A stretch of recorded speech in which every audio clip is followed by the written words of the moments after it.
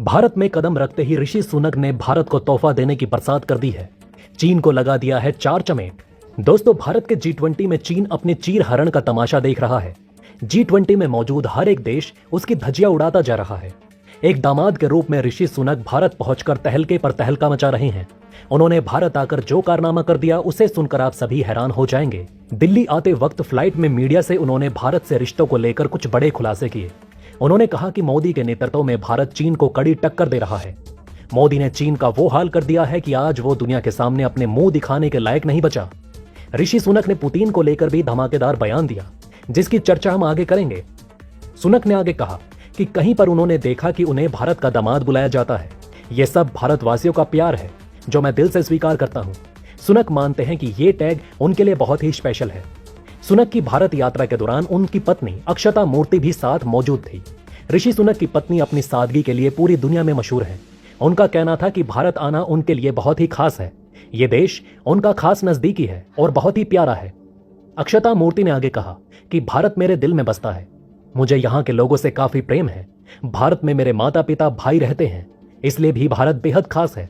Britain के प्रधानमंत्री ऋषि सुनक और उनकी पत्नी के द्वारा दिए गए भारत पर इस बवाली बयान से पाकिस्तान में हाहाकार मच गया।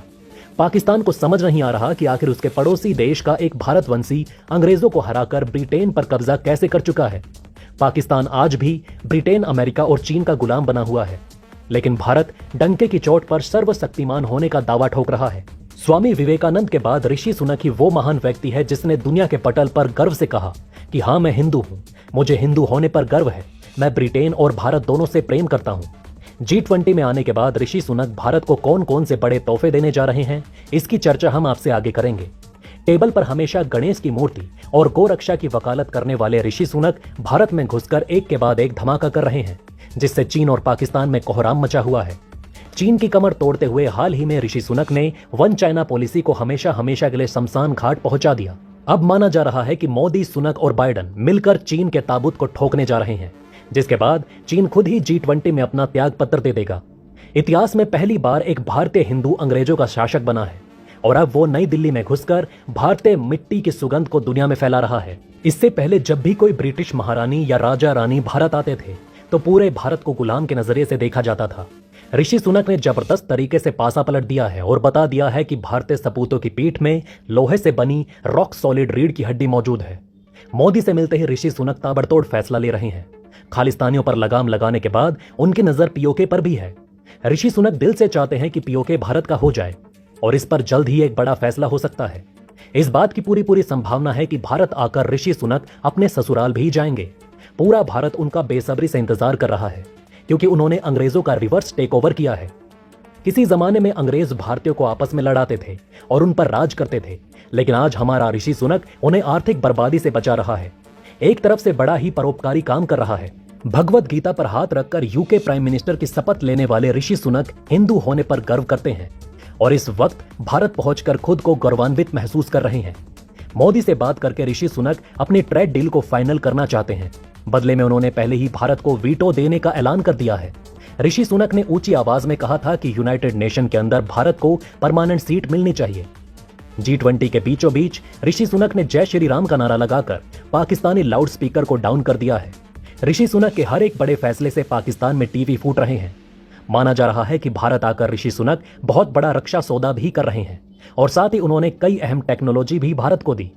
बेंगलुरु के दामाद जी अपने मिट्टी का कर्ज चुका रहे हैं, इसलिए आज पूरा भारत उन्हें नमन करता है। दोस्तों, आपको क्या लगता है, इस वक्त ऋषि सुनक, मैक्रोन, बाइडेन और मोदी सभी नई दिल्ली में मौजूद हैं, तो क्या ऐसे में भारत के वीटो पर आखिरी मोहर लग सकती है?